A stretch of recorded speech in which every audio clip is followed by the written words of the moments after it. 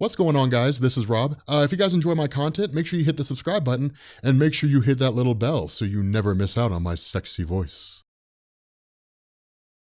Okay, so we are in kind of a weird spot. We have about 6 weeks until we need to upload the Return of Thanos after his second death, which goes directly into the prelude to Thanos Quest, which goes directly into Infinity Gauntlet. Yes, I have Infinity Gauntlet Part 8. Yes, I have Thanos Quest Parts 1 and 2. I originally had to take them down for copyright reasons, but that's since been sorted out. So at this point, I'm just waiting to re-upload those, which means that we kind of have like 6 weeks to kill. And so what we're gonna do is we're gonna upload Earth X. We're gonna do the Earth X series now, or at least just the Earth X story. I'm gonna test this. I want to see how you guys respond to it, because I don't know if people will really enjoy it, or if there's only like a small handful of people that are really even like remotely interested in it. But Earth X is really, really good. Earth X is actually the story that basically deals with the answer to the question, what would happen if everybody on Earth had superpowers? What would happen to the Marvel Universe? And how would the heroes deal with it? And so it's basically a dystopian future story. And it's actually really, really interesting. Now, there is a prelude in terms of how all this took place and what all happened. In terms of how everyone gained powers, all that kind of stuff, we'll cross that bridge when we get to it. For right now, I'm not going to cover the prelude. I'm going to do that at the end. I'm going to make you guys wait. But what this initially does is this picks up with Captain America Steve Rogers. And this basically tells the origin story of his character. And that's something that I want you guys to notice. With this Earth X, the way this initially picks up is the origin stories for the characters are largely the same. They're largely the kind of stories we're familiar with. There's small changes here and there, but largely for the most part, the origin stories are still the same. For example, Steve Rogers took the super soldier serum and became Captain America. He eventually went on to fight against the Red Skull during World War II and the various, German powers and so on and so forth. And then what we ended up having was the drone plane explosion. Now here's a big difference between Earth X and the main Marvel Universe when it comes to the drone plane explosion. The way this originally happened, this was done by Baron Zemo, but there's nothing to indicate that Baron Zemo is actually here. We're kind of left to believe he is, but it's really one of those things where it's traced back to the Red Skull. And so because of that, we can largely just kind of assume the Red Skull was behind the whole thing, which he kind of was when it came to the original drone plane crash. The difference here is that in the original crash, Captain America fell down into the ocean. He was basically,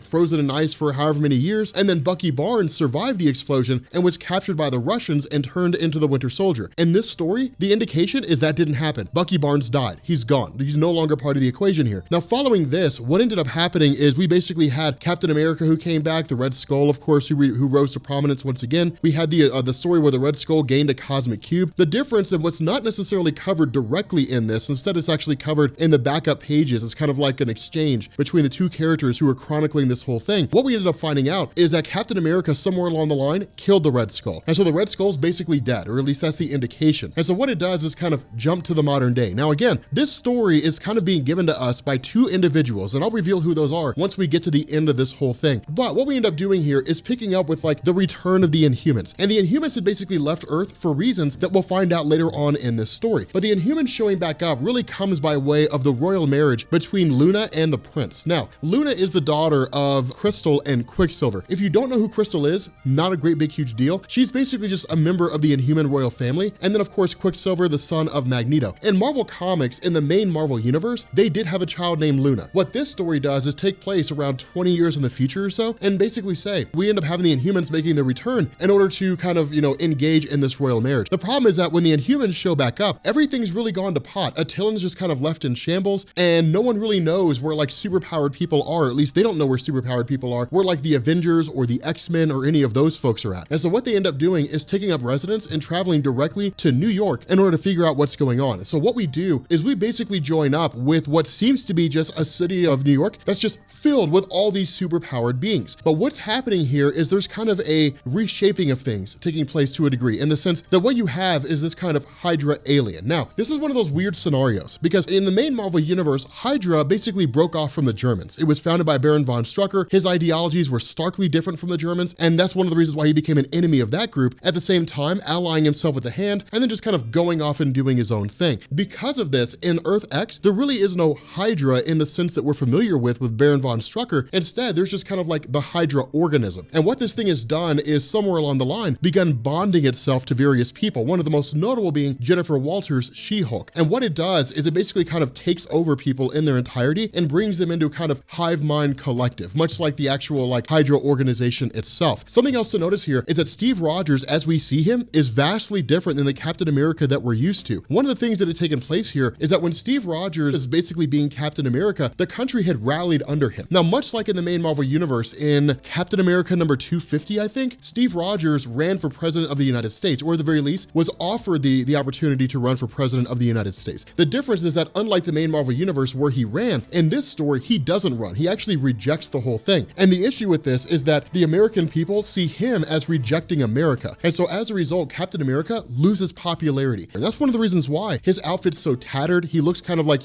like he's a man that's just struggled over and over and over again. He's really seen some things. Not only that, we end up finding out that he's not necessarily paired up with Falcon. Instead, Falcon had actually been absorbed into this Hydra organism, whatever it is. Instead, he's paired up with Wyatt Wingfoot. Now, Wyatt Wingfoot is a character that dates all the way back to the early days of the Fantastic Four. So if you haven't heard about him, don't feel bad, because in truth, he hasn't been a relevant character for something like 50 years. But Wyatt Wingfoot was basically kind of like a mascot for the Fantastic Four to a degree. He was a close friend. He would help them on missions, different things like that, but he had no real powers. He was just kind of a guy who was there. And so the idea is that he basically becomes Red Wing, at least that's the name that's given to him. He kind of becomes the new Falcon. And so that's what's pretty insane here, because we end up having the actual Falcon basically speaking to Captain America by way of this, Hydra entity, saying, hey, look, you have to join us. You should show up. You should become part of our group. And where Captain America and Wyatt kind of fight against these forces, their group is suddenly met with the arrival of Cyclops. And this is an older Cyclops. I mean, he's older, he's grayed, he's not part of the X-Men. As far as we're aware, the X-Men don't really seem to exist. Instead, what we're told is that somewhere along the line, the X-Men had effectively disbanded and Charles Xavier had died. And so the group's not really there anymore. Following that, we switch over to Peter Parker. And Peter Parker, again, kind of a guy who's in his 40s, basically an aging guy, is told by Sergeant Luke Cage, hey, look, you have to get out of here. Tony Stark is implementing one of these purges. Of course, you also have May Parker, who's kind of watching the events unfold wearing the actual spider outfit. But that's when we end up finding out here that this attempt by the Hydra entity to basically infiltrate New York and conquer the city in its entirety is a repeating pattern. It seems to happen almost every single day. And every single day, Tony Stark sends out these life model decoy Avengers, and they go through and they quote unquote purge, this Hydra entity, and basically run it out of town until it comes back and tries to repeat the same process again. But that's the nature of things, because what we end up having is Steve Rogers, who is basically able to break away a piece of the clothing of one of the individuals who've been brought in by this Hydra entity, and Steve Rogers reveals that what's on this this cloth is a Red Skull insignia. Now, this is where things really begin to get crazy.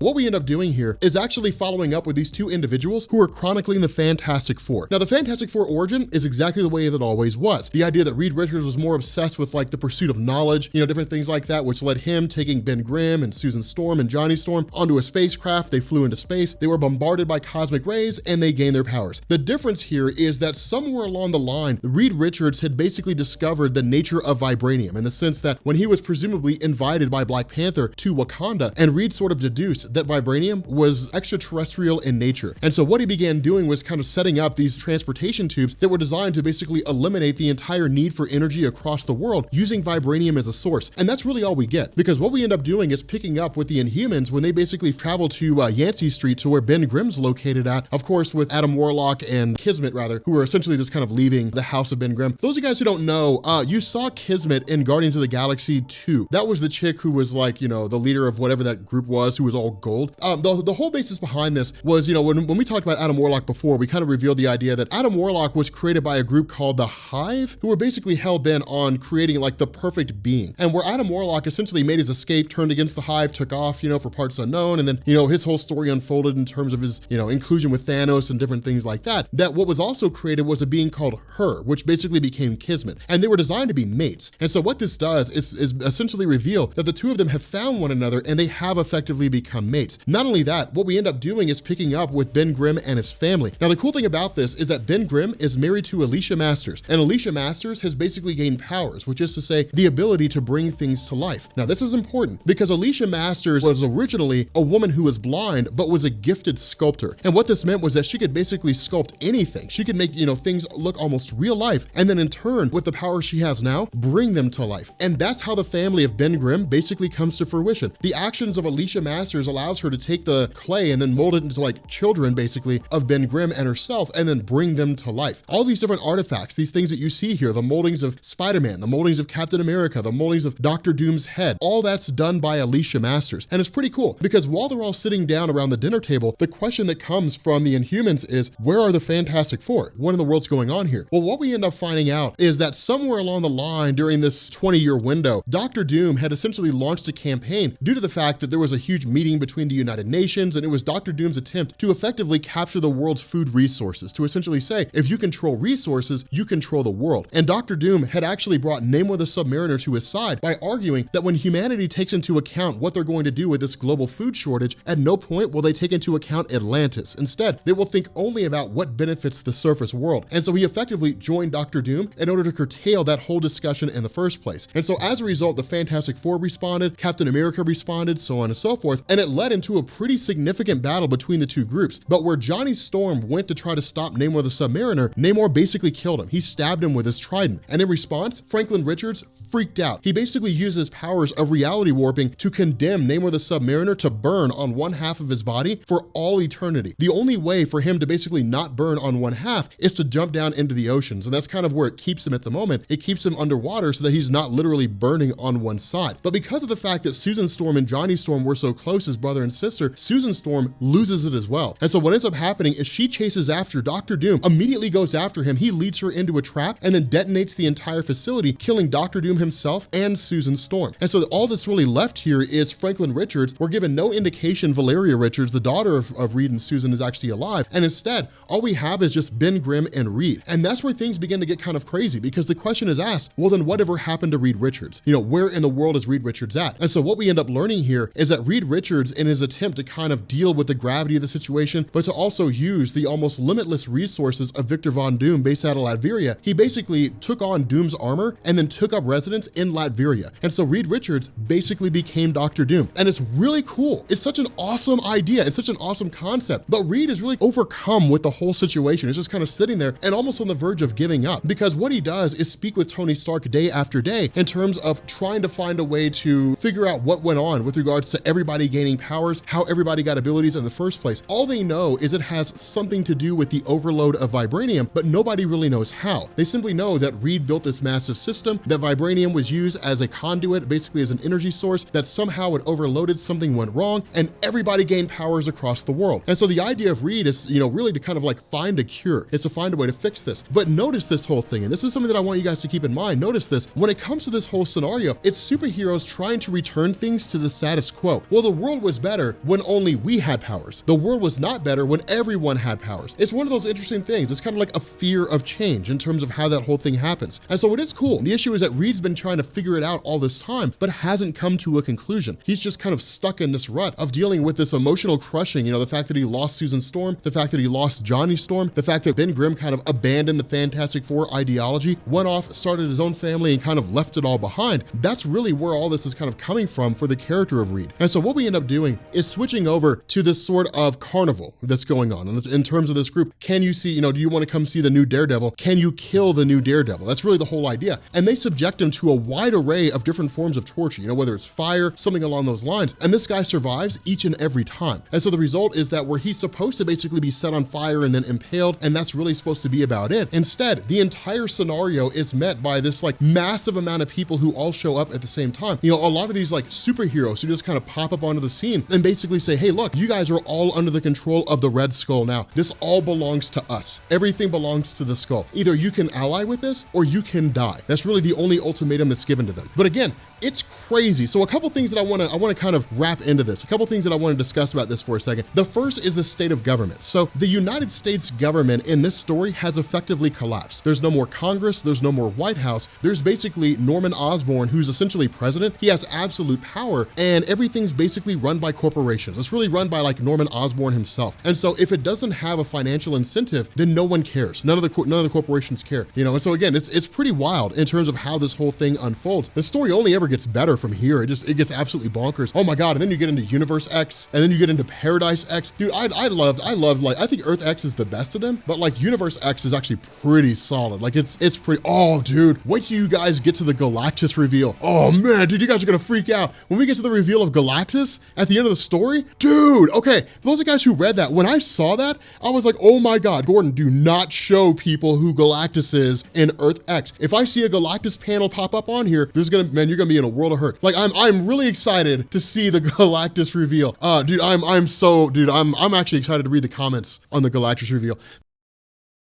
Okay, so we are continuing on with Earth X, and God, I love Earth X so much. I love this story. It's so cool. It's such a cool idea. A dystopian future in Marvel Comics where everything in terms of like history is still the same, but like one event happened and changed the future of everything. It's like Marvel Ruins. Marvel Ruins asked the question, what would happen if people actually, if they actually gained their powers in the real world, or if they were actually exposed to the accidents that gave them their powers in the real world? And it all turns out really dark. Like it gets really messed up. But again, with the first story, one of the big things that was going on with Captain America was that he had like turned down the office of the President of the United States, right? And so because of that, like the American people kind of turned their backs on him. They were just sort of like, well, then if you don't want to lead us, then we don't want to be a part of what you have going on. And he kind of just became not really a pariah so much as just an outlier. He was just a guy who was there. And then this was compounded by the fact that for some reason, somewhere along the line, suddenly everybody started developing powers. And so it became kind of crazy because now Captain America was obsolete because everybody had powers. So there was really no one for Captain America to really rescue aside from those who were maybe injured or infirm or something along those lines. But a majority of people could just save themselves. But the whole idea was that when he was dealing with the Hydra, which is basically just kind of like a space organism that showed up on Earth and had taken over, like Jennifer Walters, She-Hulk, and a handful of other people and was trying to spread itself outside of New York, that one of the individuals who had been taken was wearing a Red Skull shirt. And that kind of set Captain America on this path of trying to find the newly returned Red Skull as he believed him to be. And so what this does is it leads us to California. And again, this is kind of crazy because like New York itself, California has basically fallen. And that's one of the themes that you guys are going to notice here, that for the most part, where we would believe that like the rise of superpowers on Earth would lead to a kind of age of heroes in the sense that it would basically be this place where it would be almost utopian, where it would be like a higher state of being and everything would be better and so on and so forth. Instead, it became this kind of land of do as you please, to quote V for Vendetta. And so the result is that people just kind of do whatever it is that they want to. And it gave rise to petty warlords because for those individuals who gained powers but never took the steps necessary to learn what it meant to have power, they've just suddenly realized they can do anything they want to. And so leading up into California itself, again, like New York, it's basically collapsed. It's just kind of like this place where things happen and stuff goes on, and that's really about it. And a petty warlord has effectively risen to power. Now, what ends up happening here is in the middle of all this, Namor the Submariner returns. Now remember, we talked about this in the last video. Namor the Submariner had killed Johnny Storm when Namor had allied himself with Dr. Doom, and a fight broke out between these two groups, or I guess this group and the Fantastic Four. And so the result was that with the death of Johnny Storm, Franklin Richards freaked out, and he basically used his reality warping powers and forced one half of the body of Namor the Submariner to burn anytime he wasn't in water. And so as a result, he basically makes his presence here and kind of pops up because people are essentially infiltrating the seas and they're going through and kind of doing whatever it is that they want. And he really kind of considers it to be like an affront, more or less, like breaking into a man's house, that kind of a thing. And so the result is that we actually move from that and switch over to Peter Parker with his daughter who's become Venom. Now I want you to notice something here. And this is something that I thought about talking about in the last video, but I thought it would be more pertinent to talk about here. Peter Parker is nothing like he used to be. The whole nature of Peter Parker when it comes to him being Spider-Man, historically speaking in Marvel Comics, is yes, he has his ups and downs, he has his good times and his bad times, but the idea is that for the most part, Peter Parker is optimistic. He really sees like the glass half full. And because of that, he's very much one of these characters that's kind of like a bright shining star in Marvel Comics that I wouldn't necessarily say people idolize, but he certainly brightens up a story a little bit if it's going in a darker direction. But in this instance, Peter Parker's cynical. He's really kind of like, there's no need for us here anymore. There's no need for us to be superheroes. And that's kind of funny because it almost indicates that Peter Parker's perspective of himself in the world walks the knife's edge. Peter Parker sees himself as relevant only so far as there's someone for him to protect. Now, he also, of course, was married somewhere along the line, hence the birth of Mayday Parker. We can probably assume it was Mary Jane Watson. I don't believe we're explicitly told, at least not that I recall. But the fact remains here that somewhere along the line, the daughter of Peter Parker gained the Venom symbiote. And this is kind of interesting because Peter's initial stance is no matter how hard you try, in the end, it will take you over. But the indication here is that Mayday Parker is actually in control of the Venom symbiote. Not only that, Peter and his daughter are basically not really estranged so much as they're not really close to each other. They're not like the kind of relationship you would expect with a father and a daughter, kind of providing these pearls of wisdom, teaching his daughter how to become a woman, how to function as a superhero. And that's what's so ironic about this is because in a lot of ways, Peter was one of the first. He was one of the first superheroes to rise to prominence in Marvel Comics. And so if ever there were a person to basically be tutored under, it's Peter Parker. And so that's what's so ironic about this, is Peter being one of the really kind of like the face of Marvel Comics, one of the foremost heroes, is no longer a hero. He's just an aging guy that just kind of exists. He just kind of floats from one day to the next, and he will until he dies. It's the saddest thing to see a person who exists but doesn't really live. So again, from here, we switch back over to Reed Richards. Now again, what we talked about in the last video was that Reed had basically taken over Latveria. He had taken over the mantle of Dr. Doom, not in the sense that he'd become like a villain. It's not like Reed Richards put on the outfit of Victor Von Doom and was like, I am now the new Dr. Doom. He had just kind of taken up residence there in Latveria. And the whole basis behind this was, the death of the Fantastic Four, basically,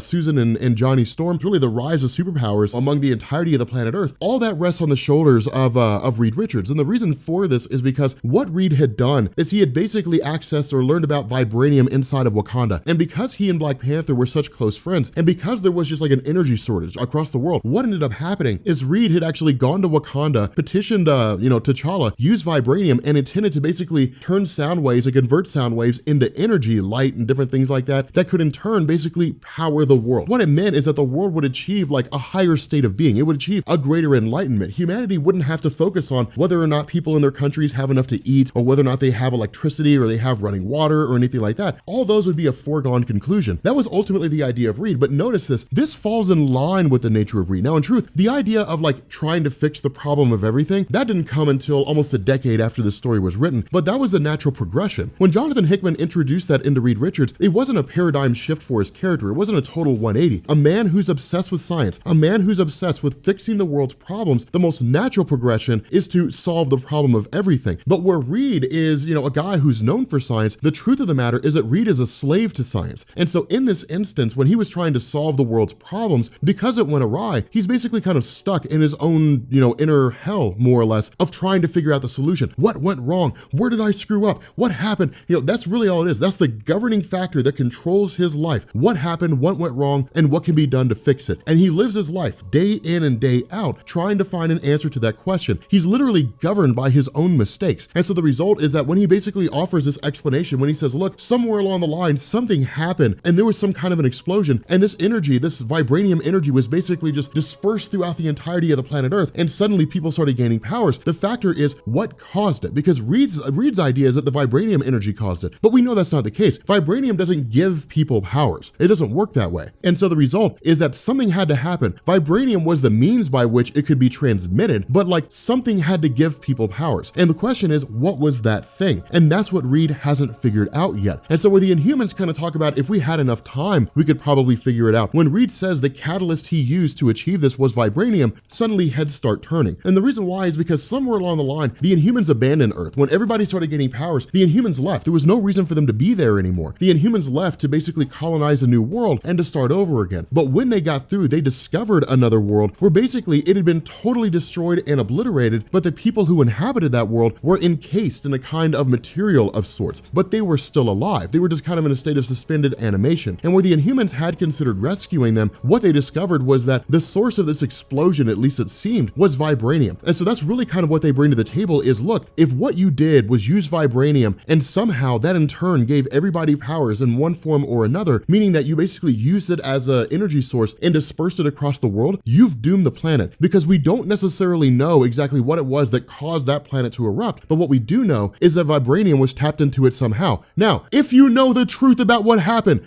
do not spoil it. I swear to God, I will, like punishments will be handed down swift and harsh, but it's cool. This is one of those things where it's like everybody has a piece of the puzzle, but it turns out the puzzle they're solving is not the actual puzzle they're looking for. So that's what's cool about this whole thing. But switching back to Namor the Submariner, the whole situation with him, again, like he's just kind of like rallying these folks up, and that's traditional Namor stuff. I mean, one thing to bear in mind is that Namor and Aquaman are very similar when it comes to that regard. I mean, Namor appeared before Aquaman, but Namor and Aquaman are very, similar in that regard, in the sense that it is one of those scenarios where their allegiance is to the sea. Aquaman, Namor the Submariner, they've been part of their own respective superhero teams. Namor's been an Avenger, Aquaman's been part of the Justice League, but when the question is asked, if you have to choose between like your superhero team and the superheroes of Earth and like Atlantis, which one do you guys pick? And they always choose Atlantis every single time, without fail. They never hit that mark. It's I'm a king first and a superhero second. And that's the role that Namor the Submariner plays. The problem with this is that while he's basically going on a rampage in New York and Captain America and Wyatt Wingfoot are watching it all unfold, suddenly Namor stops.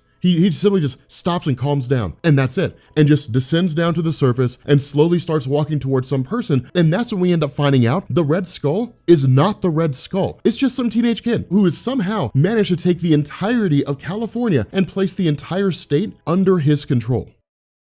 Now at this point, we kind of go on to a side mission of sorts with Reed and the Inhumans. And the reason why is because remember, when it comes to the Inhumans, the whole reason that they're here, they're supposed to basically be finding a prince of sorts, a person who's supposed to be marrying Luna, the daughter of Quicksilver and Crystal. As soon as they find that person, presumably, they would just leave. They would say, okay, cool, it's time for us to go again. And they would just kind of bail out. And so the whole idea for Reed is to basically, offer some measure of help. Again, kind of feeding into the idea of him trying to solve his own problems, calm these inner demons, so to speak. But what it would also do is help to give some insight potentially into how it was everybody got powers. And so the result of this is that where Reed initially sits down and says, it seems almost impossible to differentiate between the Inhumans and basically mutated humans, it suddenly dawns on him to grab Cerebro. Now of course, most everybody knows what Cerebro is, the device that Xavier used to basically locate mutants on Earth to differentiate between humans and then those who had an X gene. But it is kind of cool because Reed's response is, well, we can modify it and we can basically use that to find like Inhumans. And then from those Inhumans, we can sort out who this prince is that you're supposed to be locating and who it is that's supposed to marry Luna. Now at this point, we switch back over to Captain America again, and this is really, really cool. It's probably one of the coolest moments in the whole story, because what ends up happening here is Captain America basically approaches this young kid and essentially says, you can't do this. Now remember, Captain America is basically holding on to a dead ideology. He's holding on to the realm of freedom, basically saying people should have the right to live their lives as they see fit. But that's what you're seeing here. People achieved ultimate freedom when it came to everybody having superpowers. And instead of saying, okay, we should do this responsibly, people just descended into madness and chaos. So sure, people had freedom and they used that freedom to destroy themselves. And so because of that, Captain America is just kind of a relic. He's an archaic thing. He's not relevant anymore. And so when he approaches this kid and starts talking to him, the initial response of the kid is, hey, look, I can do anything I want to. And that's when it starts to dawn on Wyatt Wingfoot in Captain America that this kid's power is mind control. And that's what he's doing. He's mind controlling every single person in this vicinity and has them all under his command. What he's also doing is effectively building an army, because like so many petty warlords that exist in the United States right now, what you have are people who realize I've got powers and I can use these powers to give myself even more power. And that's what a ton of people are doing. But where Captain America steps in and goes to attack this kid, suddenly he gets a flashback and he sees Bucky Barnes. And that's the power of this kid. Notice this kid's power is almost identical to like Mastermind, Jason Wingard. Now that's kind of one of those funny situations. When it comes to like powers in Marvel Comics, in a lot of ways, a lot of them are basically identical. They're just used in different ways or they have little caveats. The power of Jason Wingard is to manipulate the five senses. Whatever you can like see, touch, smell, taste, and hear, he can manipulate it. So he can take away your sense of taste. He can take away your sense of smell. Or he can make you believe that if you're eating a piece of pizza, that you're actually tasting a lemon. There's all kinds of different things that he can do with you. Now, the effect of him doing that is the exact same effect as if Charles Xavier controlled your mind and made you believe that you were somewhere else. It all kind of comes out to the same thing. But the fact remains, kind of going off this tangent and in this story, Bucky Barnes, again, is basically dead. He's long since been dead. There is no Winter Soldier. Bucky Barnes died. He's been dead all this time. And so the cool thing about this is that in this instance, Captain America is literally hallucinating that he's in World War II and that he's trying to save Bucky Barnes. But where he starts to freak out and then eventually snaps out of it, Wyatt Wingfoot is basically taken over, and then this huge army of Red Skull just kind of descends down onto Captain America. And the result is that where they're all screaming and they're all basically saying, we don't want to do this. You have to help us. We don't want to be the ones that are doing this. We don't mean to hurt you. Captain America has to effectively abandon everyone and run away. And that's what's so screwed up about that. It's Captain America who effectively walks out on humanity yet again. And that's what's kind of crazy, is because we would expect Captain America to stay there and fight, but it's also one of those things of run away, live to fight another day, but find a way to bring this down and set the world back to rights. And that's kind of the cool thing about Captain America in this instance. But at this point, we basically jump back to New York, essentially with, I want to say it's Betty Ross, who was mutated and ended up, becoming like this demon looking thing, this crazy looking thing. And where she's initially set upon by Hydra, they're met by the arrival of the Incredible Hulk and Bruce Banner. Now, this is kind of interesting. As far as I'm aware, I don't believe we're given an explanation as to why it is the Incredible Hulk and Bruce Banner are two distinctly different people. Although now that I think about it, I think we are given an explanation. I mean, it's not in this particular part of the story, but I think we are given an explanation in terms of like how the whole thing with Banner and the Hulk works. The way this works is that Banner's basically blind and he sees through the eyes of the Incredible Hulk. So it's kind of cool, but it is an interesting scenario because basically Hulk's almost like this giant gorilla form, which is kind of cool, to be honest, but the whole idea is to essentially show up, to basically go visit, Doctor Strange in the Sanctum Sanctorum. But when they get there, when they get to where the Sorcerer Supreme is at, of course they are met by Wong, but what we end up discovering is that Doctor Strange isn't here. Instead, the current Sorcerer Supreme is the niece of Dormammu, also known as Clea. Okay.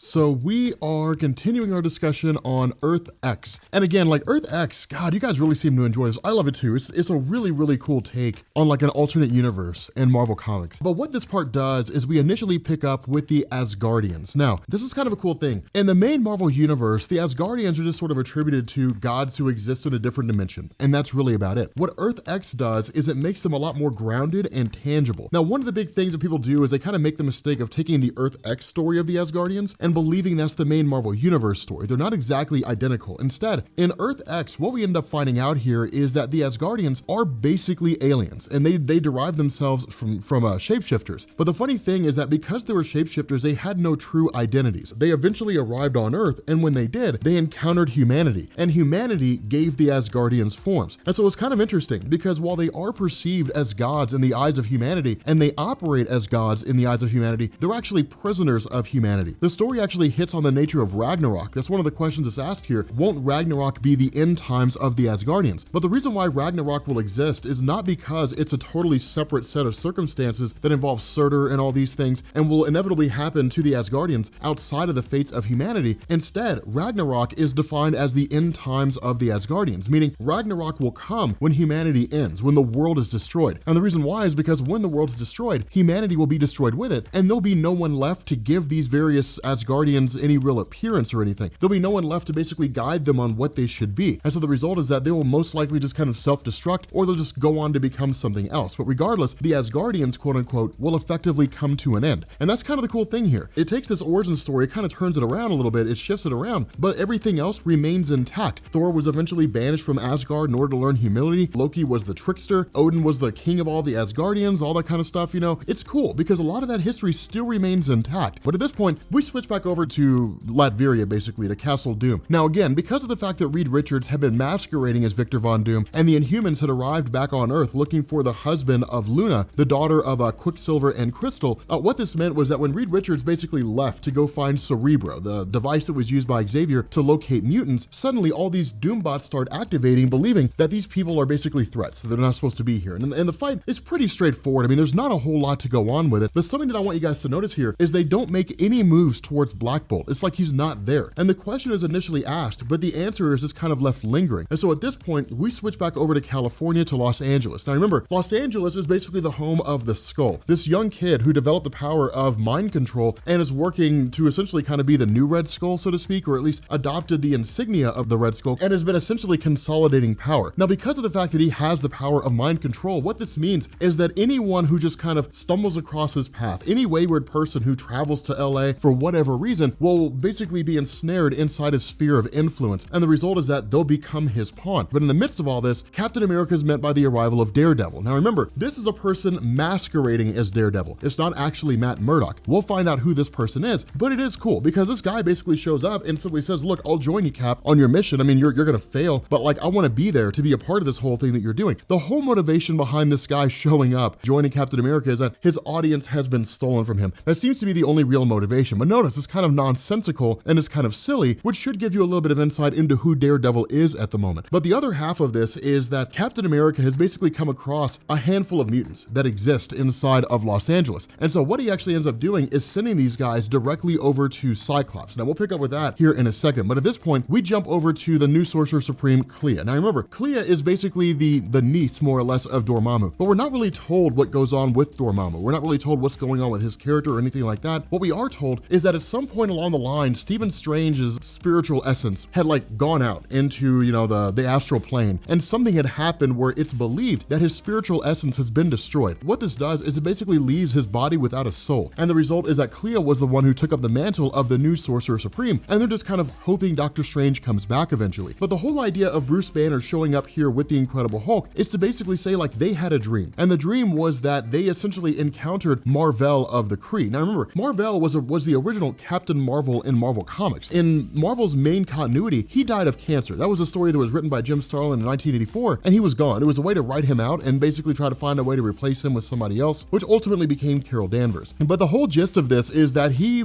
essentially appeared to Bruce Banner as kind of like Eon, more or less, as a cosmic entity. But what Bruce Banner sort of derived from this was that Earth was destroyed, more or less. That, you know, when he looked into Eon and he saw the galaxy or the universe inside of Eon and he looked for Earth wasn't there anymore because Earth had been destroyed. And that's what they're trying to find out, is what happened to the planet Earth. Now, Bruce Banner views this as kind of a spiritual message, you know, like Mar-Vell reaching out from beyond the grave to try to warn Bruce Banner of something. And so the whole idea of approaching Clea is to basically say, like, we're looking for passage into the realm of Mistress Death. We want to go to her realm, we want to contact Mar-Vell, and we want to see if he was the one that sent us this message or if it was just a crazy dream that I had. But it is kind of cool because in this world of all kinds of crazy things, flights of fancies, you know, and these people with incredible powers and so on and so forth, it makes sense that like that would be a legitimate question.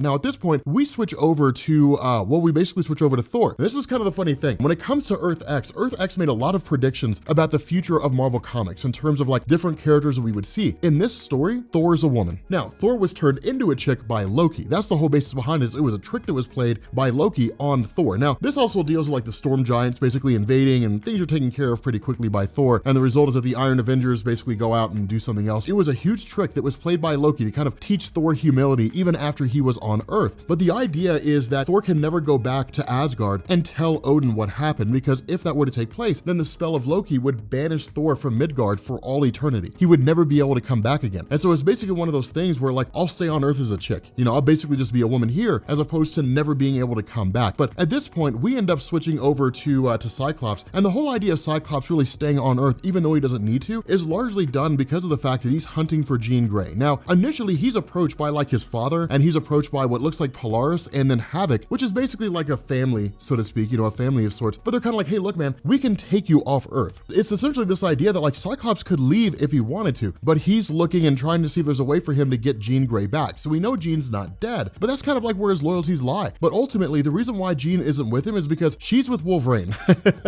In this story, she got with Wolverine, and where we would expect a kind of, you know, maybe like a Bonnie and Clyde kind of situation or scenario where like they're off having adventures or they live a really dangerous life. Instead, they have like the crappiest life imaginable. She just sits at home all day long, and like he just drinks beers all day long, and that's it. They just loaf around and not actually doing anything with their lives. But it is interesting to see this take, because for the most part, when people imagine, you know, Jean Grey going with Wolverine, again, like we said, they usually kind of imagine this sort of life where like they're out doing crazy things. We never really imagine them just kind of settling down and their lives going nowhere. But ultimately, what ends up happening is we basically have this point whereby we jump back to the castle of Victor Von Doom, and Karnak hits on a very important thing. Of course, Karnak is a member of the Inhumans who actually never went through Terrigenesis, at least not in the main Marvel continuity. There's no indication that he went through it here in this story, but Karnak's basically very good at like figuring out the quote unquote weakness of things, figuring out the problem with any one particular situation or like a structure or something along those lines. But his line of logic has led him to one inevitable conclusion. It was not the implementation of vibranium that led to like everything going on here. Instead, the only indication here is that this involvement of vibranium is a byproduct of the fact that like it mutated people. Like in Wakanda, for example, it turned Black Panther into like an actual panther, but like that's about it. But that was a mutation that was going on for like decades, you know, before T'Challa ever became Black Panther, and as that was progressing. The issue here is that in a matter of almost overnight, people suddenly develop powers. And so in the mind of Karnak, it has nothing to do with vibranium. Vibranium may have been the catalyst, but it had nothing to do with vibranium. And so that's kind of the mystery here, is if Reed Richards is wrong, if he's basically incorrect about what it was that gave everybody on Earth powers, then the question is, what was it that made this happen? But again, from here, we jump to a bit of history on the X-Men. And that's what's kind of cool about this, is that with each story, or I guess each issue that comes out, you get a little bit of history about things that were going on in terms of what was going on in the past. Now, there are these little backup features that are really more text than actual imagery that kind of tell you what was going on with particular characters. You know, for example, Gambit's dead. Iceman went into his ice form and couldn't go back to being into a human form. And so if he were to leave the North Pole, he would essentially essentially melt, and so he just stays in the North Pole in isolation all the time. I mean, just different things like that. You know, these small little paragraphs that kind of tell you what's going on with other characters. But the overall idea here is that when it comes to the X-Men, one of the things that's kind of hit on here is the philosophical differences between Charles Xavier and Magneto. Now, a lot of this is just kind of par for the course, you know, for those of you guys who are familiar with the characters, who kind of know what they're about, but it is kind of cool because what this does is it indicates the idea that Magneto's plan to essentially take down the X-Men was a lot more intricate than the way it is in the main Marvel universe. In the main Marvel universe, it's I am the leader of the Brotherhood of Evil Mutants and I'm going to implement this plan, and the X-Men intervene and the X-Men defeat me and my Brotherhood and I retreat and I do it all over again. But the whole idea here is that it's basically this notion that humanity looked at mutant kind basically, and they saw Magneto as a necessary evil in the sense that with the rise of the X-Men, these various, you know, superpowered beings who were out there by virtue of an X gene, with things like Scott Summers and Jean Grey having a blossoming romance because of the idea that they would, you know, could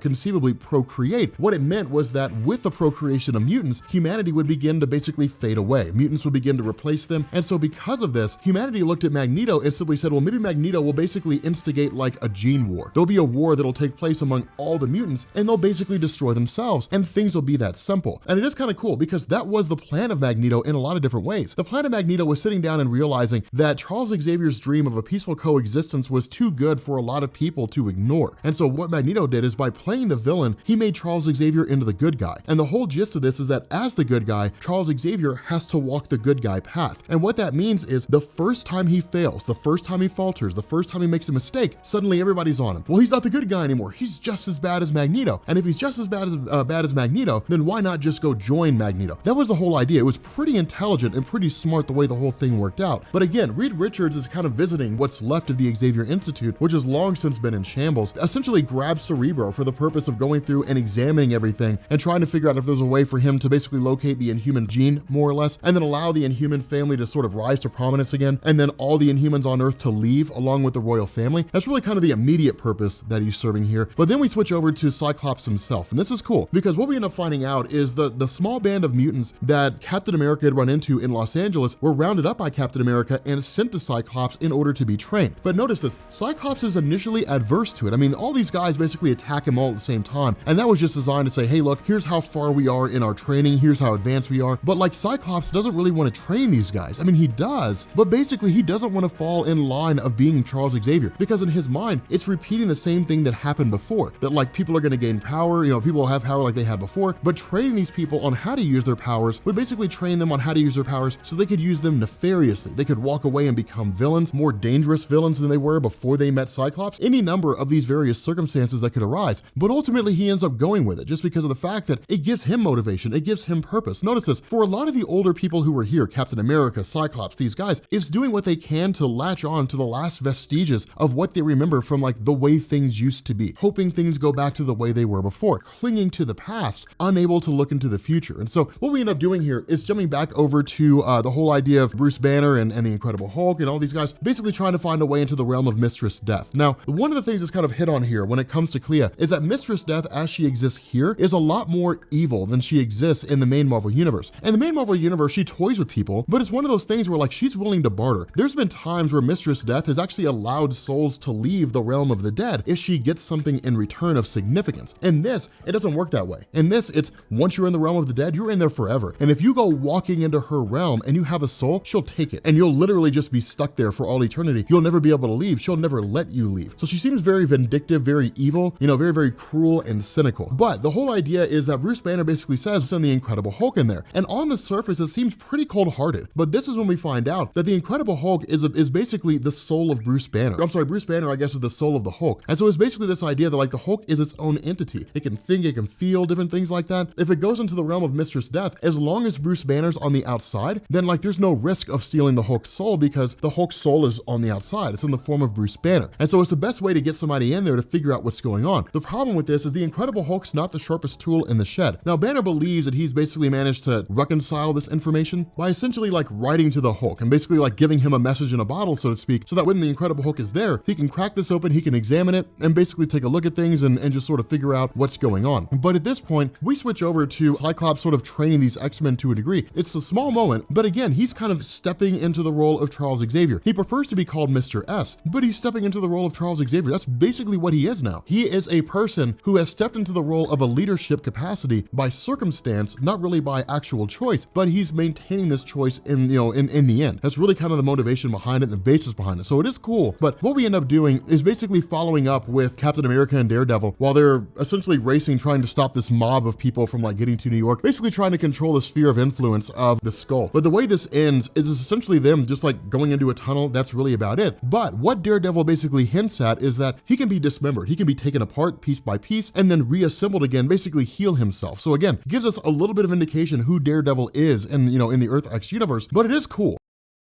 Okay, so we are continuing on with Earth X. And again, I love this story so much. We're about halfway through right now. By the time we end this video, we'll be about a little over halfway through.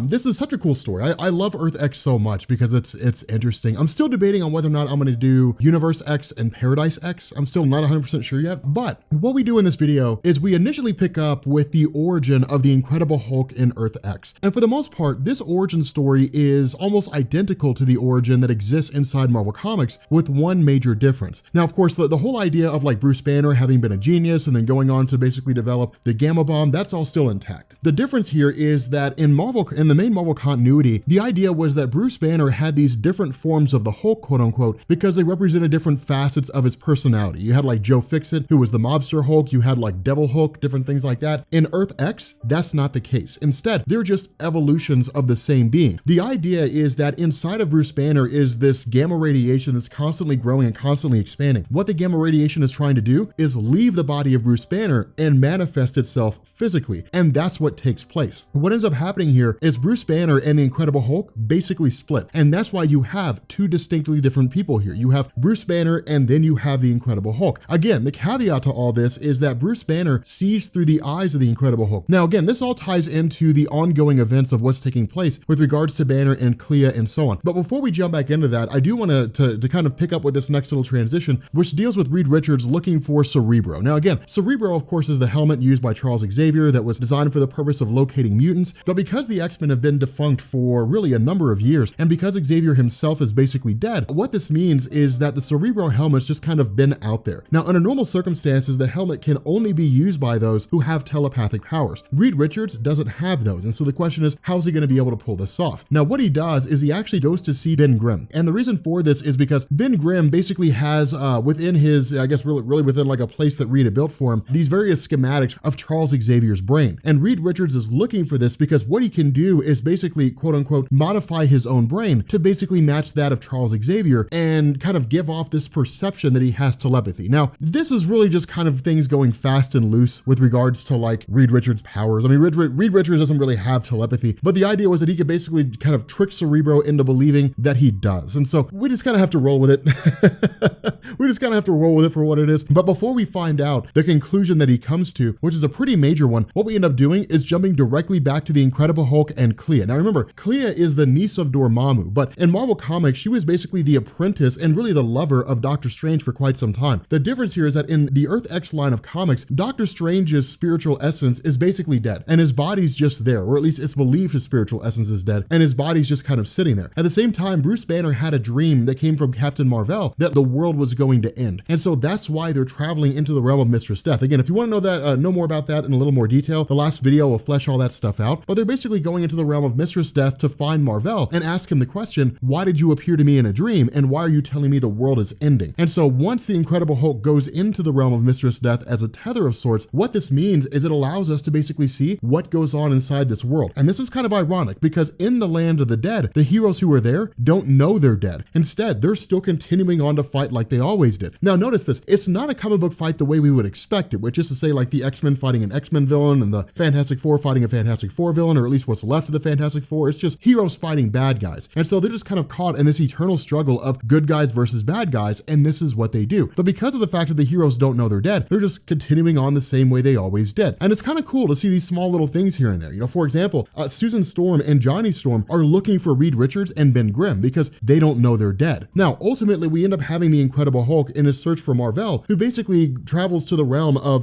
Doctor Strange in this kind of land of the dead version of New York, and then comes across the spirit, the essence of Doctor Strange, which is passed on to the dead. And Doctor Strange simply just says, hey, look, there's a lot going on here that you don't know about. I don't have time to tell you everything. But the person that you see as Loki, the individual that you would call Loki, is not as devious as you believe he is. Instead, like, he's going to be one of the people who's supposed to help things. The problem with this is he's allied himself with someone evil. But before the Incredible Hulk can find out what it is, we basically end up just sort of transitioning back to Bruce Banner. And this is when we start to go through everything that's going on, because what ends up taking place is Bruce Banner really kind of calls out and says, hey, look, things are getting kind of hairy in here. Ultimately, like, Thor jumps in. Now, it's really Bruce Banner putting on a ruse, right? I mean, Doctor Strange tells the Incredible Hulk, really tells Banner through the eyes of the Hulk, do not tell anyone that you're talking to me right now. No one can know you're talking to me. And the reason for this is because the death of Doctor Strange came at the hands of Clea. She killed her own master. She basically destroyed his spiritual essence. And the reason for this is because she turned her back on Doctor Strange and allied herself with Loki. So, like, it's pretty intense and pretty hardcore, and it is pretty interesting. But what we end up doing at this point is jumping directly to Captain America, because again, inside the city of Los Angeles, you basically had a young kid called the Skull. And this kid essentially had the power to dominate the minds of others, cast illusions, different things like that, basically bend them to his whim. And the result is that he's been amassing an army that's about 10,000 strong. And where Captain America had sent out these few mutants that he discovered here and there to basically go receive training from Cyclops, they've been banding together, and Captain America's basically been building an army under the auspices that when you end up having the Skrull and his forces who show up in New York, that Captain America is going to be able to take them on with his own gathering of sorts. Now, one thing to bear in mind here, it's not like the Skrull is showing up to New York with an army of like 10,000 superpowered people. It's not really like that. Instead, it's just an army of 10,000 people. And so there are a lot of superpowered beings there, but just because people have powers doesn't mean they have even powers. So really, the scales could kind of go either way. The benefit for the Skrull is that at the end of the day, the good guys will try not to hurt innocent people. And that's where the villains will ultimately end up coming out on top in the various skirmishes and the conflicts that we've seen over the course of Marvel Comics history. Now, at this point, we jump directly to the origin of Peter Parker's Spider-Man. And again, this origin falls very much in line in the same way. It starts to give us this origin of Peter Parker, who gained his powers from a radioactive spider bite. Ultimately, he fell in love with Gwen Stacy. Uncle Ben died. Peter Parker had his whole history. Gwen Stacy eventually died, and the night Gwen Stacy died storyline. And then, of course, he goes on to marry Mary Jane Watson. Now, basically, of course, their whole situation comes to an end, but it also hits on things like Peter Parker getting the Venom symbiote during the original Secret Wars from 1984, and that explains how the Venom symbiote is here on Earth. So again, all these histories are still pretty much the exact same. The difference is that in this story, we end up basically picking up with John Jameson showing up to the two people who have been analyzing this the entire time. Now, that's why I wanted to kind of hold off and basically offer this explanation on who these guys are. What we have here is essentially Uatu the Watcher and Machine Man.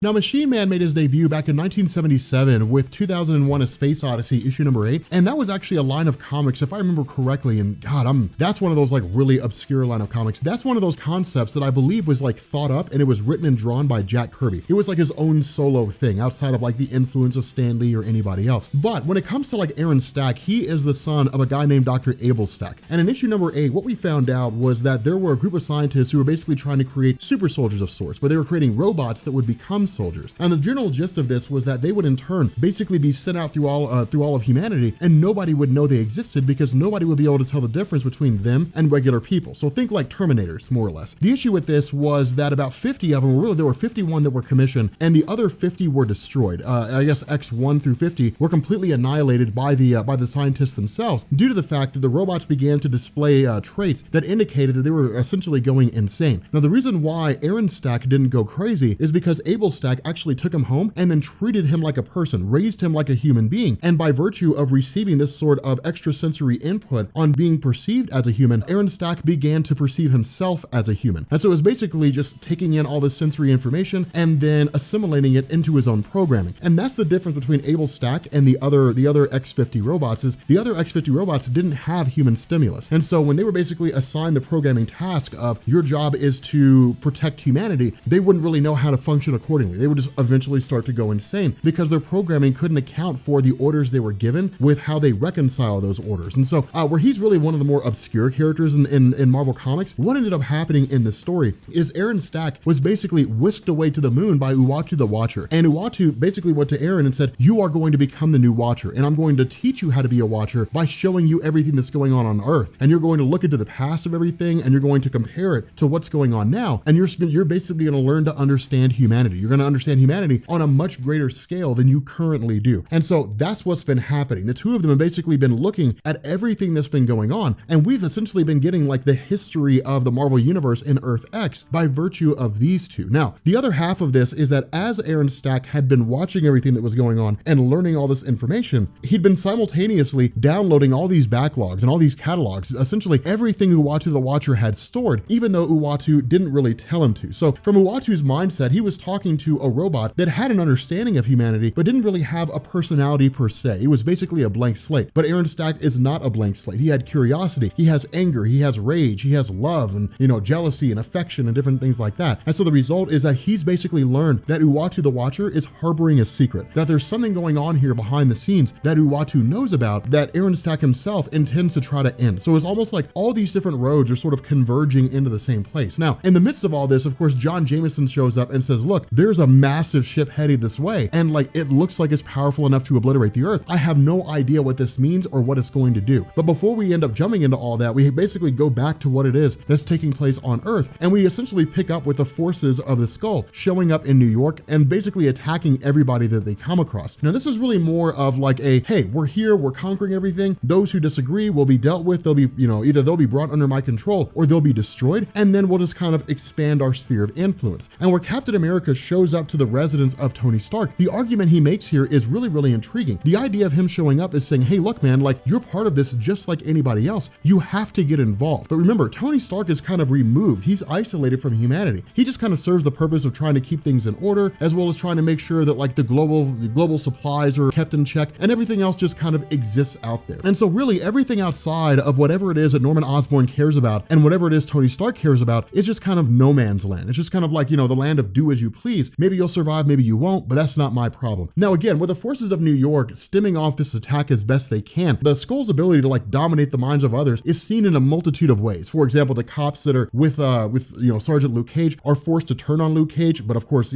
Cage has unbreakable skin, and so the bullets they used to try to shoot him with don't really work. Mayday Parker, the daughter of Peter Parker, who jumps into the fray. Now, here's kind of the funny thing here. Mayday Parker, again, is currently in possession of the Venom symbiote. We talked about that when it came to the whole thing. That's constantly what Peter Parker says is like, you have the Venom symbiote, you have to learn how to control yourself, but ultimately she's kind of young and headstrong and jumping into it all. Now, we will find out there's a little more than what's going on here, but it is cool to kind of see this thing take place. Peter Parker trying to impart his pearls of wisdom onto his daughter. At the same time, we have Reed Richards, who's again continuing to analyze everything that's going on, and Reed Richards begins to come to the conclusion, or he begins to look around after modifying the helmet of Charles Xavier, and comes to the realization these guys, the people who are walking around Earth, they're not mutants, they're Inhumans. Now again, this story was written long before the events of Infinity in Marvel Comics, so this like predates the modern day idea of the Inhuman Terrigen Mist spreading throughout the world. Now, how that happened is the question. The question is that if all these people are Inhuman now, and if all these people derive their powers from the Terrigen Mist, then who was it that spread the mist throughout the world? And that's when we start to realize the idea that like Crystal, for example, is starting to develop her Inhuman powers, that these various people who are here are manifesting their abilities, and who knows what form they're going to take. But the question that's asked is, was it Maximus the Mad who set this off? Basically the insane brother of Black Bolt. And the initial response of Medusa is, that's not possible. One, his bomb was destroyed, and two, Maximus the Mad is dead. And so there's no reason to believe that he's the one responsible for all this. And so at this point, we jump back to Bruce Banner, to the Incredible Hulk. And this is cool because once we get into this situation, initially it's Clea and Loki who are kind of like, cool, the day's won. We're finished here. Like everything is fine. And then suddenly they're met with the return of the Incredible Hulk alongside Thor, who have really just kind of brought themselves back out of the realm of Mistress Death by quite literally pulling on the rope that they used to enter in the first place, kind of the tether that was offered there. But where Clea is overpowered by the forces of like Thor and the Incredible Hulk, she starts calling out for Loki, who basically bailed. And that's the crazy thing about this. Loki is never a reliable or trustworthy character in Marvel Comics. He never has been, and he never will be. There's been times where he's tried to do good things, but by and large, with the exception of the most recent run by Jason Aaron, Loki has always been a deceptive character. He's always been the master master of trickster and lies. And so it's cool because basically Clea got what everybody knew she was going to get, which was left hanging. And so where she basically says, look, if this is how things are going to be, then fine, I'll just destroy it all. I'll literally obliterate the earth. I'll leave and go do whatever. Thor turns around and beats her to death with the hammer. And that's the end of Clea. And so from here, we pick up with Captain America, where he actually transitions to Russia. And it's kind of interesting because when he's there, we find out this is where Colossus went to. After the fall of the X-Men, the death of Charles Xavier, when whoever was left as part of the X-Men team disbanded, that he returned back to Russia, went back home. And he's been one of the many people who's been fighting on this front of making sure that like all the resources that are available are gathered as they need to be, and they're basically sent across the world to the places that need them. So they're kind of like this massive resource for food and supplies. The issue is that when Captain America shows up, he says, look, the Skull is a kid. The Skull attacking New York is a kid. I'm mustering as many forces as I can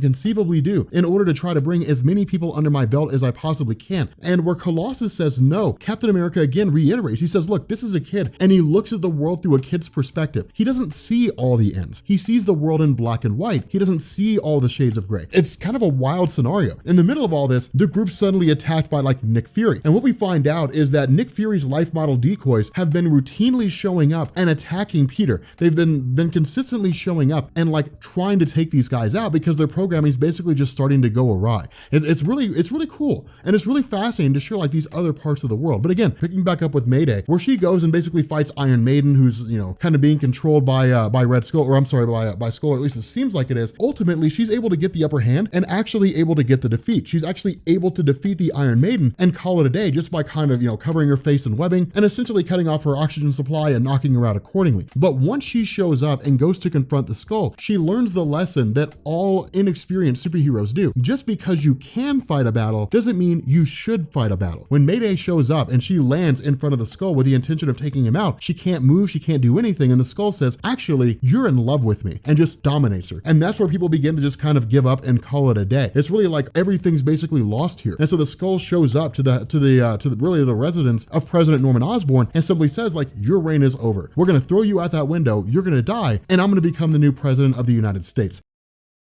Okay, so I learned a gaming term. Apparently it's called like being tilted, which basically means like you're mad because you're losing. If that's the case, I used to make people tilt in Call of Duty all the time back in the day. I was like, man, don't be mad at me for wrecking you. Be mad at yourself for being so bad. But anyway, so we are continuing on with our story on Earth X. Yes, I love Earth X. It's one of my favorite stories.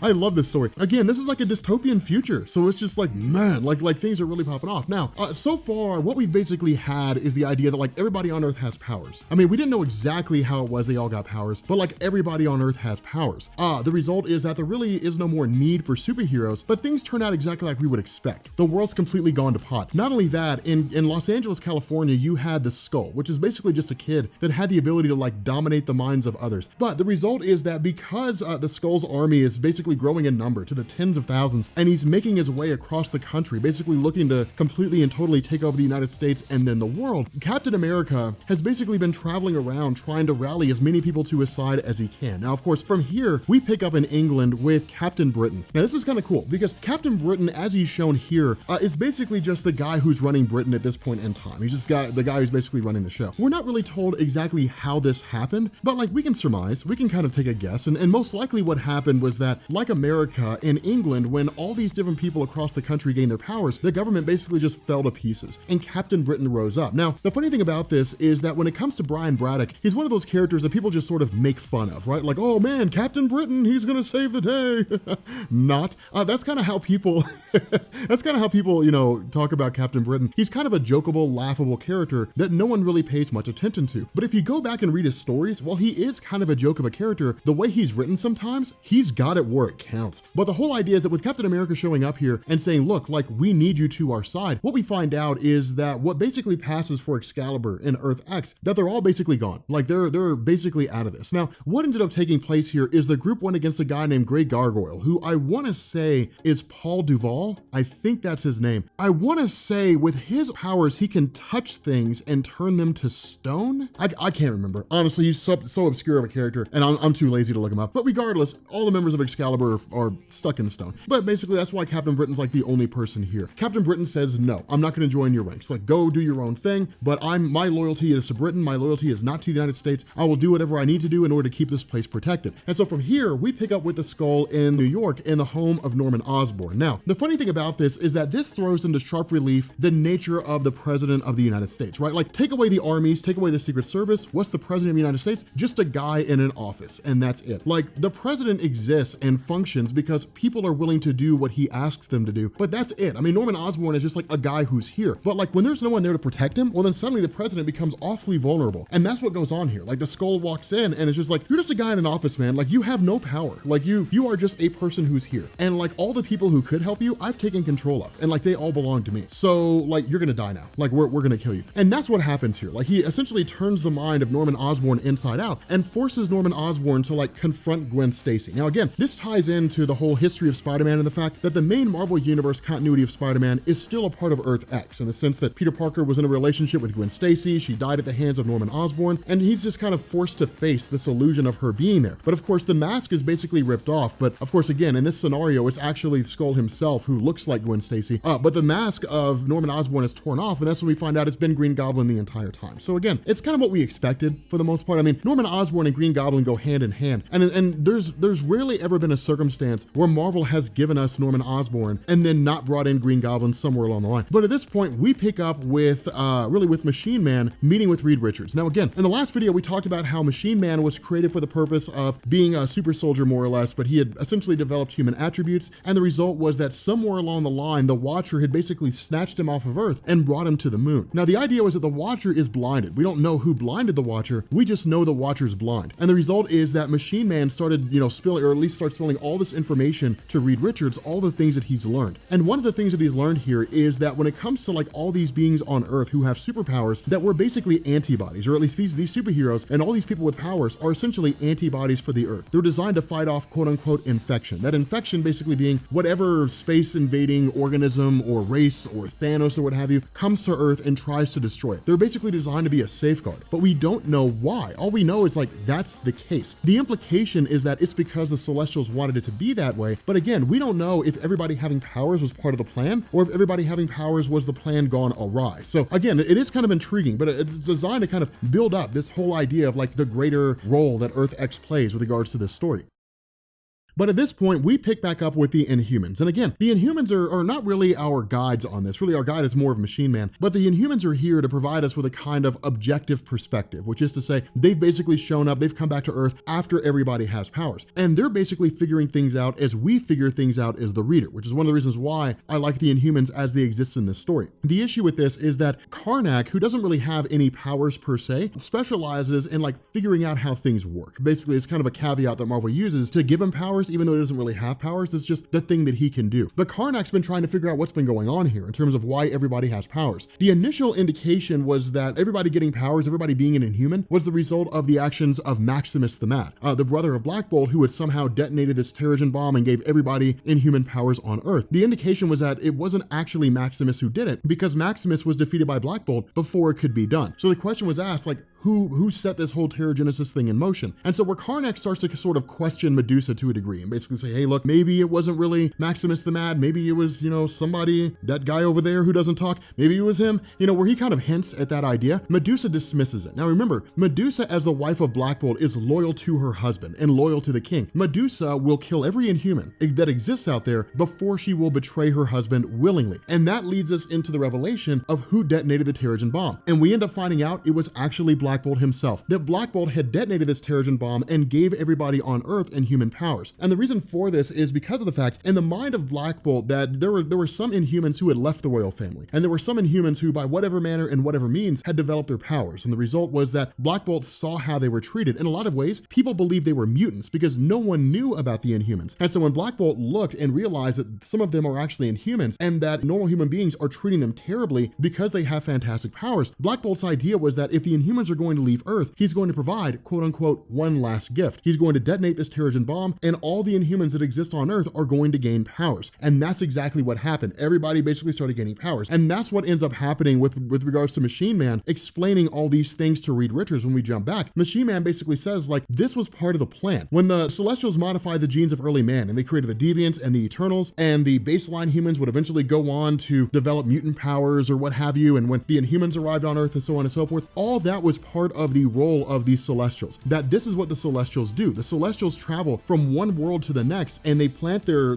offspring, their seed, so to speak, inside of a planet. And then they charge the denizens of that planet to keep it safe, not really telling them what it is. Instead, they just modify their genes so that there are various superheroes that exist. They'll fight amongst one another, but they will be protective of their home. And so following the desire for survival, if an alien race shows up, like Thanos invades or something like that, they'll fight off Thanos because he's a villain, he wants to destroy the Earth, they want to keep the Earth safe, all the while not realizing what they're actually doing is protecting the celestial seed inside of the Earth. And that's what's happening right now. At this point, what seems to be going on is the Celestials are making their return because the seed has germinated, and now it's just a matter of the Celestial inside the Earth being born. And when it does, when that happens, the entirety of the Earth will be destroyed. And so at this point, we jump directly to the Battle of New York, basically, with the Skull's army facing off against Captain America's forces. And this is interesting. This is one of the reasons why the Skull is such an intriguing character, because this guy is basically just a kid, and he views the world as a kid. Well, I want respect. Treat me with respect. If you don't treat me with respect, then I'm just going to be angry at you. Like he's very much childlike in terms of how he views the world. And the result is that where one of his members basically insults him, then he simply says, "You guys do what I tell you to. You guys don't have freedom here. You guys do whatever it is that I tell you to do. You guys live and breathe because I allow you to." And he illustrates this point by taking away everybody's ability to move. And so you have Captain America's forces running through, just killing every single person that they come across, destroying all these different forces of the Skull, and then ultimately going for the Skull himself. Now, ultimately, we end up finding out that like the forces of Captain Britain ended up joining the forces of Captain America, and they're literally just going through and wrecking as many people as they can. Now, ultimately, the Skull simply says, "Okay, fine, everybody get back to it." Because honestly, what kingdom am I going to have if I can't dominate this place? At the same time, what you also have is the Incredible Hulk in this situation. Now, remember, this fight, being as cool as it is, brings in some pretty unique things. The Incredible Hulk is an extension of Bruce Banner. Not,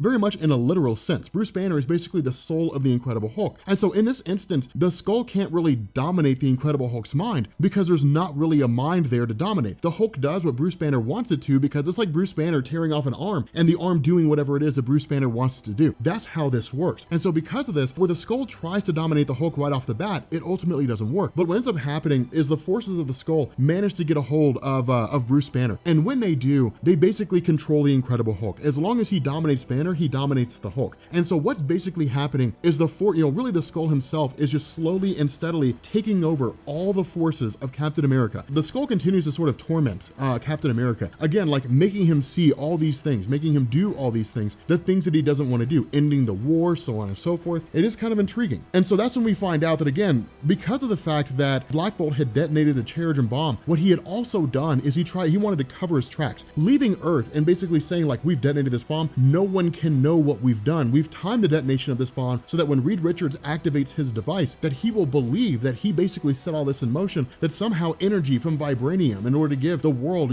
infinite energy, that somehow it gave everybody powers. We can just kind of walk away and let them believe that. The Watcher would have seen everything that had happened, and the Watcher would have known everything that had happened, and the Watcher would have told Reed Richards. He would have told the Earth superheroes. And so the result was that Black Bolt had taken the eyes of the Watcher. He basically blinded him. So again, if you guys look at this story for what it is, for these little moments here and there are a lot of stories that spun out of Marvel Comics that we learned about this whole thing. For example, the idea of a Terrigen bomb being detonated and everybody getting powers from Terrigenesis on Earth, that was used in the events of the aftermath of Infinity, and the whole idea of Inhuman. The Watcher being blinded, that's Original Sin. All these stories that Marvel has recently launched have all been predicated on this. There are a lot of cool things that go on here, but what we end up finding out is that the idea of Black Bolt is to try to destroy the Celestials. Now, the voice he has is capable of doing that. The voice can like shatter a god. This is one of those things where Marvel kind of beefs up the power of Black Bolt for the purpose of this story. In the main Marvel universe, Black Bolt's nowhere near this powerful. But if you read House of M, it's definitely powerful enough. He whispers and wipes out what amounts to like 2 or 3 football fields worth of land. I mean, it's a crazy set of events. Black Bolt flies out to meet the Celestials on the blue area of the moon in an effort to try to destroy them and hopefully find some way to be able to save the Earth.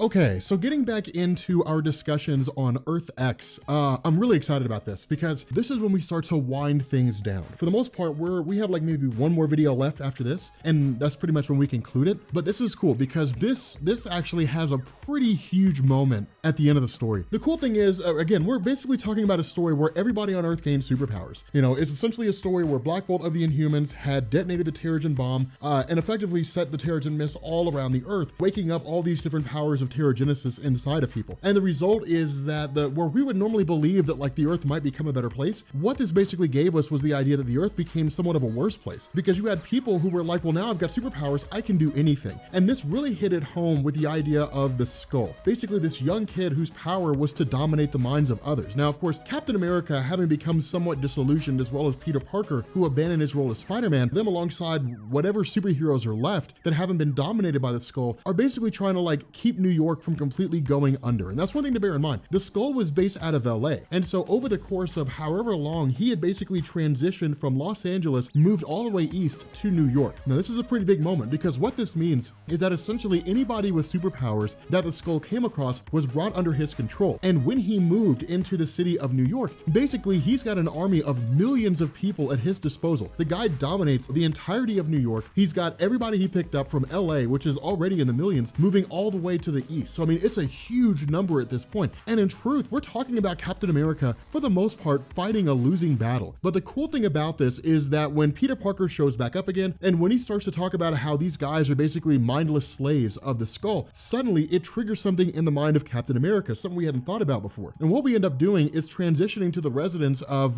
Ben Grimm the Thing and Alicia Masters. And this is cool because remember, Alicia's powers basically is the ability to give life to clay, to essentially mold something out of clay and then bring it to life so that it can either, operate of its own accord or it can do whatever she tells it to do. But before we jump into all this, what we end up doing is picking back up with really like the Celestials themselves. At the end of the last video, we had talked about how Black Bolt of the Inhumans had basically left Earth and taken off to the moon to confront the Celestials for when they arrived and try to find a way to destroy them. But what we're basically told here in this conversation between Uatu the Watcher and Reed Richards is that in truth, the actions of Black Bolt are null. I mean, there's nothing he can do to stop the Celestials. He's just not that powerful. He doesn't have the capabilities to do it. But Reed counters and says that was never the point. The point of Black Bolt was never to like destroy the Celestials. The point of Black Bolt was to let out a quasi-sonic scream that would basically be an SOS and it would call for help. It would basically send out a signal to, one or more beings out there that would bring them in and essentially allow them to fight on behalf of Earth's superheroes to stop the Celestial host. And so what we end up doing is jumping back to Captain America, and this is when we find out the entire plan that he had. The goal was that if those individuals who can think for themselves are basically taken under the control of the Skull, then basically, essentially make an army of people that the Skull can't control. And that's where the whole scheme comes in. Captain America's idea here is to create an entire army of clay figures who can fight against the Skull and his army, and the Skull can't control them. But this is cool because what ends up happening is Captain America shows up as a clay model, only for us to realize it's not actually a clay model. It's Captain America covered in clay. The idea was to get close enough to the Skull that he would never suspect them, that he would just think it's one of the soldiers who were out there. But when Captain America runs up on the Skull, he does the only thing he can do, and he kills him. Now that's huge. This is a huge moment with Captain America. Captain America, under normal circumstances, will never kill an enemy. It's kind of a rule of his character. As far as I'm aware, in Marvel Comics, I don't think he's ever actually killed people before. I mean, I'm sure there's times where like he would have to, but I mean, for the most part, like no enemy is beyond redemption. He's very much, Batman-esque in that regard, in terms of how he views enemies and how he views, foes and different things like that. But in this instance, in this story, this is designed to be a Captain America starkly different from the one that we're used to. A Captain America that is kind of beyond the role of saying like everyone can be saved and looking at like the harsh reality of the world he's in and saying sometimes there's only one alternative, and that is to kill the Skull. It's the only option they had. And so with the Skull being killed, everybody's basically released from his mind control. And then essentially we end up finding out that like Tony Stark, where he's been residing in this citadel of sorts, that he's basically aware of what's going on with the Celestials, that these celestial beings essentially are the reason why everybody has powers, or at least why some people have powers, and that Black Bolt was essentially kind of like trying to complete this circle without really realizing what was going on. And the reason why I say this is because Black Bolt of the Inhumans was aware of the Celestials. He was aware of the idea that the various superheroes on Earth didn't just get powers one day, that their genes had been modified by the Celestials so that they would gain powers somewhere along the line, and that they would basically be antibodies to protect the celestial seed inside of the earth, so that when the seed matures and when the seed is ready to basically emerge from earth, that yes, it would destroy the entirety of the planet earth, but a new celestial would be born. Black Bolt knew about all this, and Black Bolt had given everybody on earth powers by way of Terrigenesis, because he knew that the celestials would eventually return one day. And when they do, there would have to be superheroes who would be capable of taking down the celestials. The problem is that no one has the power to be able to do this, because remember, when it comes to Terrigenesis, it's a crapshoot. There's no way to know what powers you're gonna have. There's no way to know what your powers are going to be. It's just you go into Terrigenesis and you emerge with whatever abilities you have. But this random chance, the probability of somebody developing powers that, can basically challenge the celestials increases exponentially the more people there are with powers on Earth.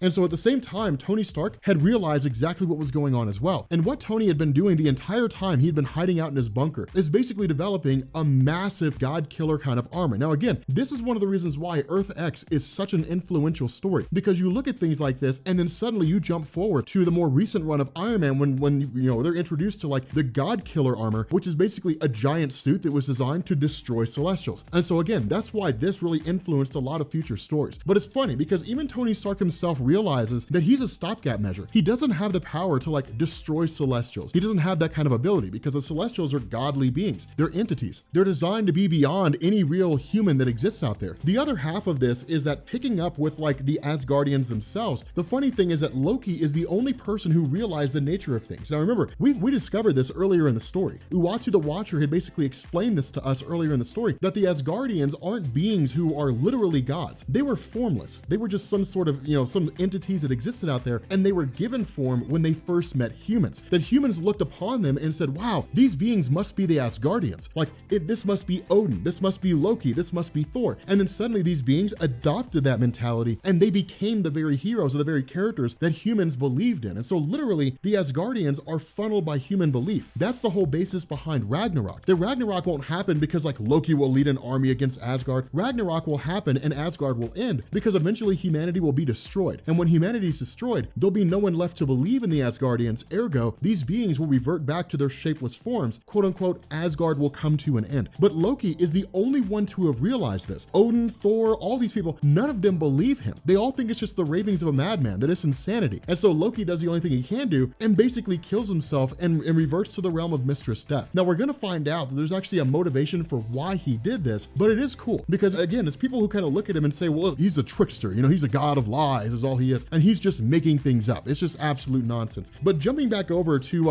Iron Man, in this kind of last ditch effort to take down these Celestials to buy as much time as possible, he literally just like flies his vessel into one of them and is totally destroyed. But what ends up happening is we basically find out that like the efforts of Reed Richards and really the efforts of Black Bolt rang out true. That where Black Bolt's voice was sent out into the cosmos in an effort to find help, that when we switch over to like Jameson, basically the son of J. Jonah Jameson, a person who's working on the moon at the moment, that he's essentially gained access to the ultimate nullifier. And where he intends to use the ultimate nullifier to destroy all things, there's no need for him to. And the reason why there's no need for him to is because the backup, the signal sent out by Black Bolt has been received. The being that they were hoping for, who would show up to basically save Earth, has arrived. What this means is that Galactus has finally returned back to Earth.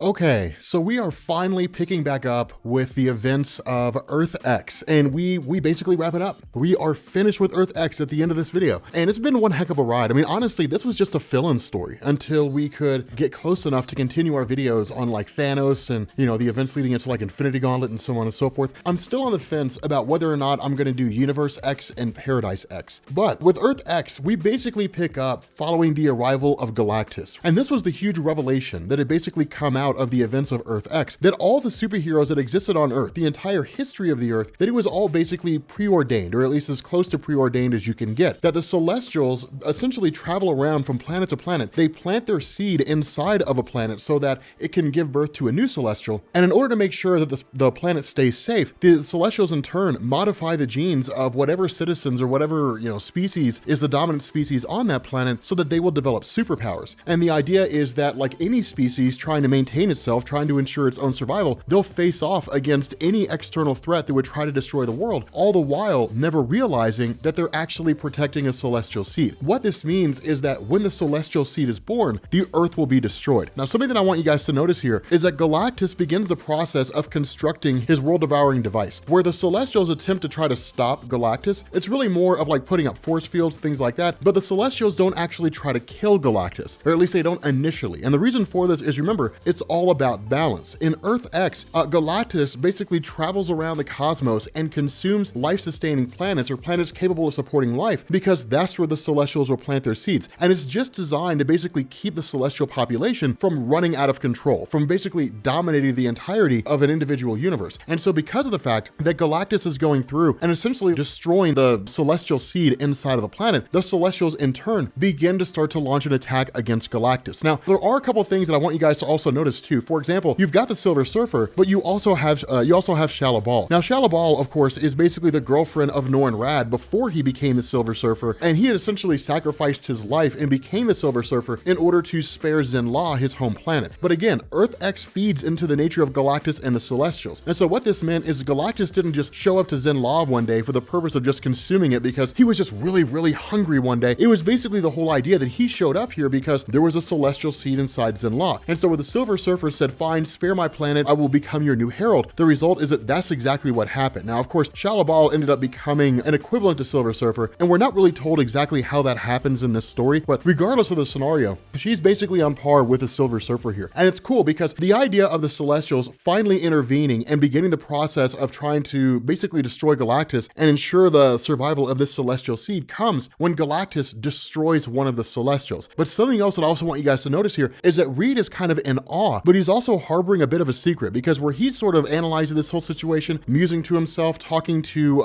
X-51, one of the things he says is that Galactus is a compassionate being. The problem with this is that Reed Richards didn't realize this until it was too late. And when the question is asked, what do you mean by that? Reed says, I turned Galactus into a star. And what that means is that the Galactus here is not the original Galactus. And that begs the question, who is it? And so that's why this is so cool. That's why I've been dying to do this reveal. I've been dying to do this reveal for so long because it is so amazing. Now, the other half of this is, remember, Loki had basically discovered that the Asgardians are essentially beings who were formless. They were just kind of shape-shifting organisms that existed out there one day. And then when they first encountered humanity viewed them as like Norse gods. And that's where the Asgardians came from. That's why we have Thor and Odin. But the idea that Loki had realized this whole situation, that the Asgardians are not inherently Asgardians, meant that he was able to rally the entire cause, because what he said is, if the humans on Earth die, then we will basically die in our current form. And so because of this, the Asgardians basically intervene and begin the process of jumping into the conflict against the Celestials. But the fact remains, Reed actually takes off from watching the Celestials basically engage in battle with one another and essentially goes back to Medusa, basically saying, look, the whole reason why Inhumans returned to Earth in the first place was to look for the son of Black Bolt and Medusa so they could in turn marry the daughter of Quicksilver and Crystal. The issue is that they've been looking for the son the entire time, but haven't been able to find him. Now, earlier in these videos, we talked about the Black Knight that basically stood alongside Captain Britain, and we didn't know who the Black Knight was, and he was never addressed. That's when we basically learn this is the son of Black Bolt. This is where he's been the entire time. He's been hiding under everyone's nose. He's basically just been perceived as the heir of Captain Britain, should Britain ever fall. And it's actually the perfect idea, just hiding in plain sight. But who's ever going to guess that the Black Knight standing alongside Britain's only real remaining superhero is the heir to the Inhuman royal family? So it is pretty smart. Not a great big huge thing, but it's just designed to kind of wrap up the Inhuman plot that was going on with regards to this story. But again, jumping back to Galactus, the cool thing is that the Celestials cannot destroy Galactus. I mean, they could if they wanted to, but it would upset the natural balance of things. And what this means is that if Galactus were to be destroyed by the Celestials in response to the fact that he's been destroying Celestials themselves, then most likely what would happen is you would have like the Living Tribunal appear. And the Living Tribunal would say, this does not work. Galactus represents cosmic balance. Galactus has to exist. And then most likely the Living Tribunal would reconstitute Galactus, and we would be right back at square one again. And so the result is that the cosmic balance is maintained. The Celestials ultimately take off. And even then, it's not a great big huge deal, right? Like, this is one planet in a single solar system, in a singular galaxy, in an infinitely expanding universe. Losing one celestial seed is by no means the end of all things. Earth is essentially irrelevant in the greater cosmos of what is the universe.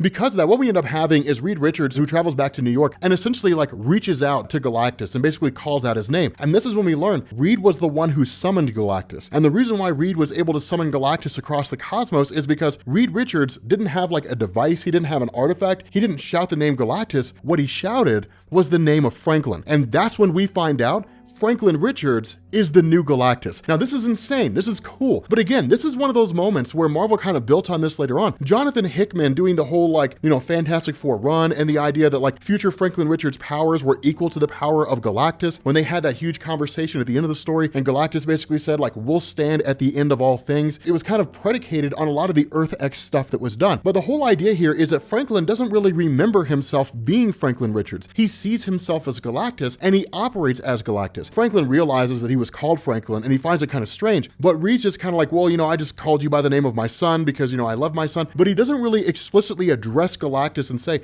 you are Franklin Richards, you are my son. Instead, it's, you just remind me of my son. I mean, it is Franklin, but it is kind of cool that the son of Reed, the reality warping son of Reed, would ascend to the level of godhood because in truth, it's the most natural evolution for his character, I would imagine. If Galactus were ever destroyed, it would make sense that like Franklin would take his place. But what you end up having is the celestial seed destroyed inside the Earth by Galactus. Galactus just basically takes off, says, we will not see each other again. This will be the end of us. Following this, things actually wrap up pretty quickly. What you end up having is X-51 Machine Man basically realizing the truth behind Uatu the Watcher, that not only was he blinded by Black Bolt in order for Black Bolt to basically hide his actions when he had initially left the planet Earth and given everybody powers through the Terrigen Mist, but what's also been going on is Uatu the Watcher can only really know what's going on Earth by hearing everything that's going on. And so essentially what happens is Machine Man comes along and basically says like, your race was designed for the purpose of watching things, but you guys are apathetic. Over the course of your entire existence, you've watch the Celestials plant seeds in worlds, create life on that world, or meddle with the life on that world, and then in turn watch that world grow, watch those